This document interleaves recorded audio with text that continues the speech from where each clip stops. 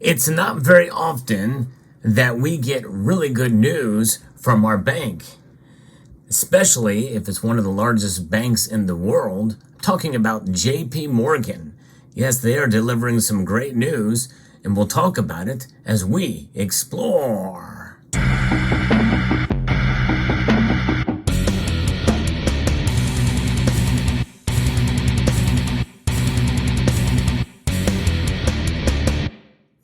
This news I'm about to share with you should encourage every stacker out there. And it's coming from JP Morgan, the same bank that has been caught in a massive precious metals manipulation scandal, of which I have covered on this channel since the beginning of the case. But they are delivering some news that I think should give you some encouragement. It is something that I've encouraged viewers of this channel to do. Well, the proof is now evident in this piece from the Business Insider that I'm going to be sharing with you, that investors have shifted to gold by the most since 2012. And why is that? Well, they're taking advice that I and others have given, and that is to be your own central bank. In other words, buyers of precious metals, especially gold, have been inspired by central banks around the world, the same central banks that the majority of us kind of like to hate.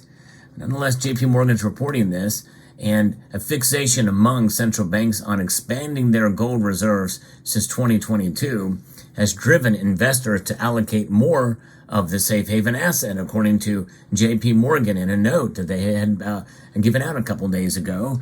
And this is quite fascinating indeed.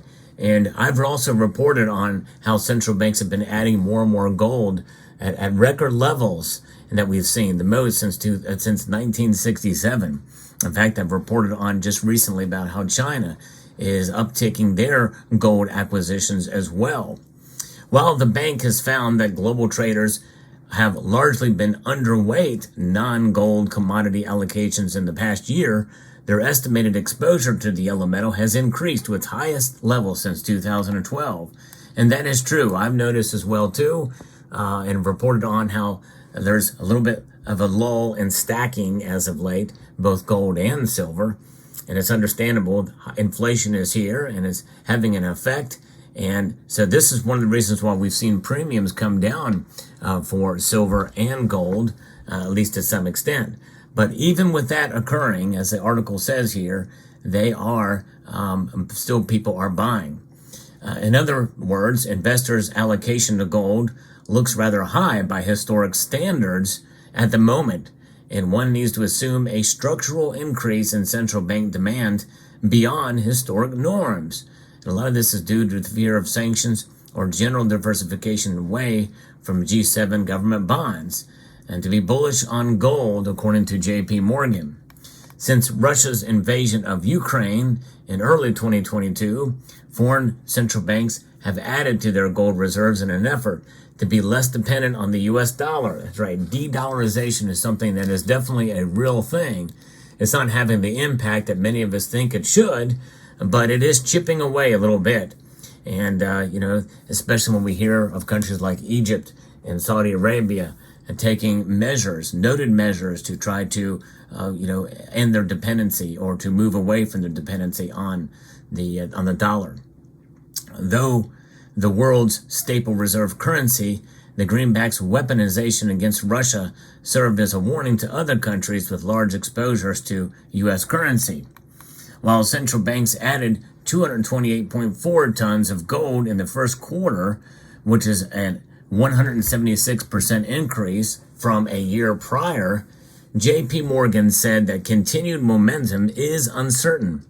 The note cited a second quarter slowdown where net purchases normalize at around 100 tons. It is uncertain, with inflation saying fairly evident here and persistent with us. Individuals and, of course, central banks as well can be affected by it. They may not be acquiring quite as much, or trying to probably get as much as they can before likely the price is going to go up. By how much, I'm not sure. Certainly less demand would mean that it's going to put pressure on the price as well, and that is noteworthy. It could be due to turmoil we've seen also in Turkey's local gold market, causing its central bank to increase sales. We've talked about that because they're in a currency crisis. Well, who was Turkey selling their gold to? I covered that in another video as well too. They're selling it to their citizens. Though this normalization trend may only be temporary, it would help to restore a more traditional balance between gold price levels and real bond yields. Central bank demand has driven the commodities price beyond what would be suggested by real 10-year treasury yields. Treasury yields and also the strength of the dollar have a great impact on the gold priced in dollars, but not necessarily priced in other currencies, as we've seen folks in Canada and in Australia and other countries as well too have been hit pretty hard by high gold prices. Gold is reaching, near much more closer to all-time record highs in those currencies than it is in the dollar. But JP Morgan also added to this that while before the pandemic, gold ETF flows was the demand component exhibiting the highest correlation with gold prices and thus the most important flow to watch, after the pandemic, it has been central bank flows showing the highest correlation with gold. And people are reacting to it. Individual investors are stacking. Now, I've done a video about becoming your own central bank. I find it hard to believe that, that everybody watched that video because it doesn't have very many views. But in a sense, people are taking that video's advice to be your own central bank. It's nice to see that validation and people looking towards gold. Why? Because gold has stood the test of time. Central banks know it. In fact, in April in 2019, the Bank of International Settlements, which is the central bank of central bankers, allocated gold to a tier 1 asset, an upgrade from where it was as a tier 3 asset. That puts it equal to and on par with cash. And of course, many people scoff at what cash is, but you can't deny what the dollar is and its influence around the world, even through this period of de-dollarization. But notwithstanding, as more and more people are adding gold, they are essentially becoming their own central bank and declaring independence, in a sense, to paper currencies around the world. And that includes cotton linen notes as well, like this Federal Reserve note here. And, because this thing, by design, is losing value every year. That's by design. But now it's a little out of control. They don't like that it's above 2%. It's riding high now, well above that, and likely it's going to stay persistent, at least to some level, for quite some time.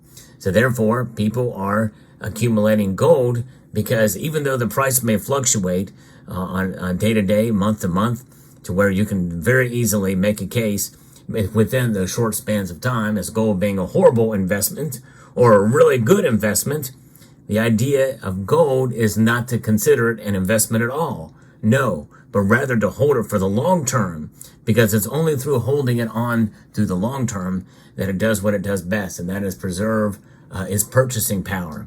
And yes, I say purchasing power because gold really essentially is money. And the Central Bank of Central Bankers essentially deemed it as such in that declaration when they allocated it and they marked it, they upgraded it to a tier 1 asset. Nonetheless, a report from the World Gold Council has cautioned that gold may begin to underperform as long-dated treasury yields keep climbing. Typically, is a bad sign for gold, and it's for this reason that it's declined a marginal 1% in August. This also contributed to $3 billion in global ETF outflows that month. And so when you think about that, and you understand that price discovery for gold is something that really should not be considered at all, because it's about value, which extends beyond price. To me, price discovery means it's the price matches the value. People have different definitions of it, and I'm sure there's probably a technical definition for it, but you think about it, when you discover something is actually priced at what it's actually valued, of course, that's fairly subjective too. But I know one thing's for sure, gold in and of itself, as you can see here laid out before you, it shines, it's beautiful, and its very existence and its rarity and its demand throughout the ages, I think, is a testimony to its value that transcends price. It transcends essentially space and time as well. I enjoy gold for its beauty just as much as I do for its value. And obviously that's been the case throughout the history of the world as gold is utilized in artistic forms, like a gold overlay and decorations and state capitals who've plated their domes with gold. Gold plated silver coins you see out there. Gold's everywhere, in very thin layers. It's malleable, and so you can't, if you don't have a actual pure gold something, you can get a gold plated something and it looks just as beautiful. Of course, there's nothing like pure gold itself, and that is the appeal. And I have a challenge that I've issued earlier on in the year, and I may revisit that video sometime, but I've issued a challenge and several have taken me up on it for every silver stacker out there, yes, and even in this high inflationary environment we live, and with gold prices fairly high, I believe it can be done still. And I issue a challenge to, if you don't own a full ounce of gold, to work to make that happen. And it will be work. It's not easy. There's no question. And I'm not minimizing that at all because I know how tough it is. I've got several members of the community who've been updating me on their progress.